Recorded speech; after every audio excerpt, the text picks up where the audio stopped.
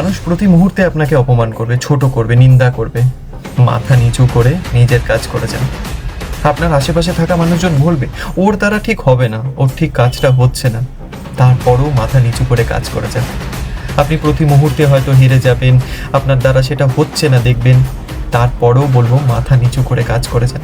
আপনি জিতবেনও কিছু সময়, মাথা নিচু করে কাজ করে যান। এভাবেই কাজ করতে করতে 1 মাস, 2 মাস, 1 বছর, 2 বছর, 5 বছর, 10 বছর, বুম, এত বছরের মেহনত, আপনি ঠিক সাকসেস পাবেন।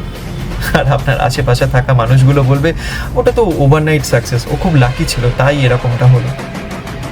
তো আমার বক্তব্য, আশেপাশে থাকা মানুষজন অনেক কিছু বলবে, আপনাকে ছোট করার চেষ্টা করবে, অপমান করার চেষ্টা করবে।